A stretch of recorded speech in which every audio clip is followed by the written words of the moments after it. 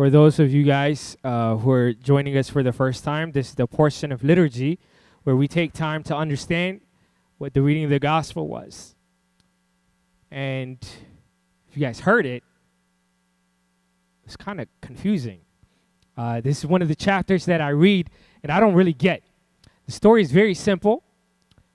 It has to do with one miracle, but many characters and how they responded to this miracle.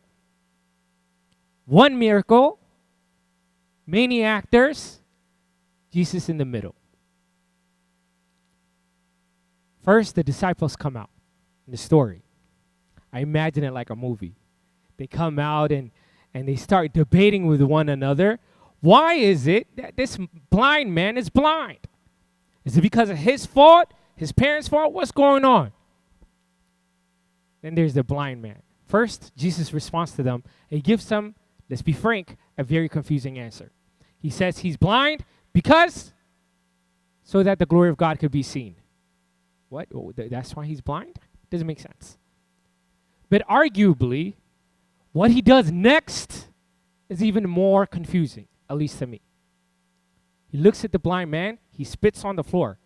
He mixes his saliva with the dirt and mixes some mud and smears it all over his face. Would you let anyone do that? It's weird. It's bizarre, let's be honest. This is not something that we expect. This is not the Christ that we know that washes feet and all this. It's so confusing. And he goes, he washes his face, he comes, and the blind man sees. Sure enough, there was a crowd there that recognized how different and unique this was. They said, what's going on? Some didn't even believe. Because it's so hard to believe. Then we get the Pharisees who are angry that this miracle took place on the Sabbath. So they summon up his parents, and his parents are afraid to witness about the miracle that Jesus did on their son. One miracle, many characters, Jesus in the middle. Each Sunday, Christ performs a miracle. He offers us healing. He gives us his flesh and his blood to eat and to drink. Let's be honest. It's confusing. How can eating the flesh of Christ and blood erase all my sins? I don't get everything. But it happens. The healing takes place. Now my question is, which one of the characters will we be? We could be like the disciples, saying to ourselves, is it possible that I can take the flesh and blood of Christ and my sins really will be taken away?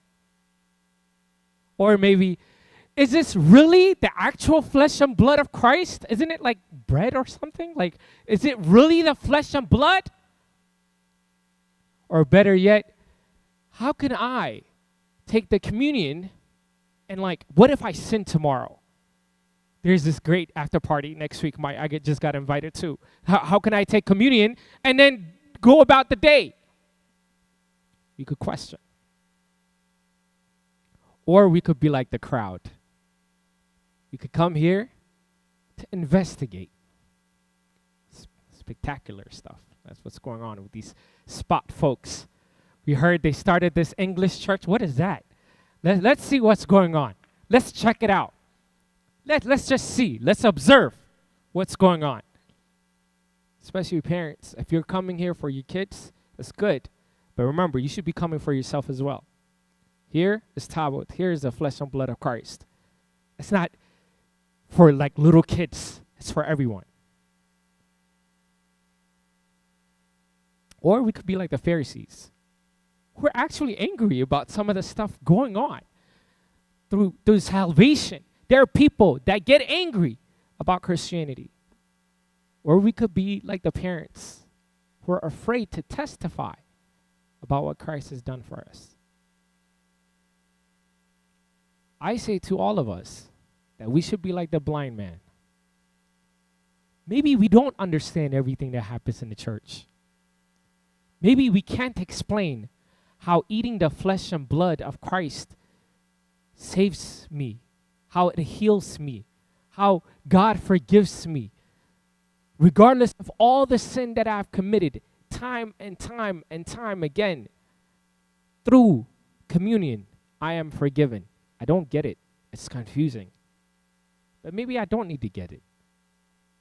Maybe I just need to accept the healing that's offered to me. Which character will you be in the Bible?